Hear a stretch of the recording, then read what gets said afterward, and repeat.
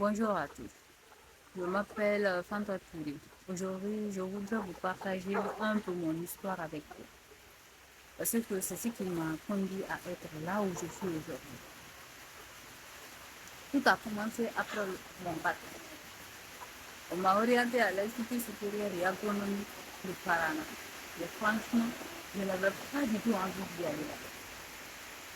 Moi, je voulais rester à Conakry comme la plupart des jeunes actuellement. Je n'avais jamais quitté la capitale et je voulais absolument convaincre mon père de m'aider à changer de vie.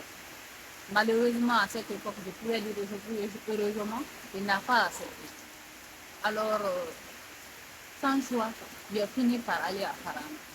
Et laissez-moi vous dire un peu.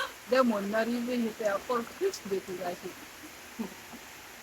Désolée de dire ça, mais surtout aux natifs, mais les 2 premières années à Farana, je n'ai vraiment pas aimé être là-bas. Cette ville-là, ça m'a beaucoup découragée. Au début, comme je n'aimais pas être là, je n'avais pas aucune envie de survivre. Mais je ne suis pas ce genre de personne qui aime rester dans l'ignorance. Ma curiosité m'a poussé à savoir plus, et surtout sur l'élevage. Comme beaucoup de gens, je pensais que l'élevage, c'est juste pour partir trouver les animaux et les donner à manger. C'est ce que je pensais. Mais j'ai découvert qu'en réalité, derrière ça, il y a tout un travail. La qualité de la nourriture à leur donner, l'eau, la qualité de l'eau, les soins, bref, tout un monde que j'ignorais. Et là, j'ai commencé à vraiment aimer apprendre sur l'élevage. Mais un autre problème, c'est aussi pour vous. La plupart des cours étaient donnés par les assistants. Parce que souvent, les profs titulaires, eux, ils étaient souvent décédés, soit trop fatigués pour venir à l'institut. Et comme beaucoup d'étudiants, ils se tournaient vers vous. Mais en agriculture et en élevage, c'est très compliqué, car toutes les informations ne s'adaptent pas à la réalité de la Guinée.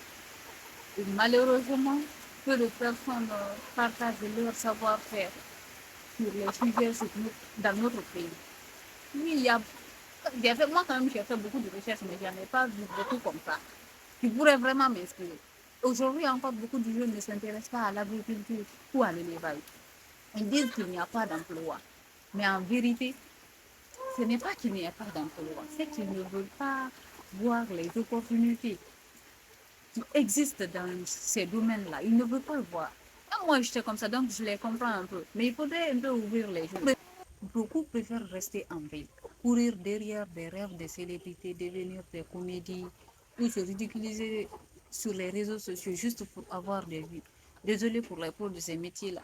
Mais chose en Guinée, on ne met pas plus de valeur sur, on n'accompagne pas plus les gens qui réellement veulent apprendre ou bien qui veulent apprendre les gens. C'est pas ce qu'on veut, c'est pas ce qu'on fait. On soutient plus facilement les gens qui font des comédies là et tous ces trucs là.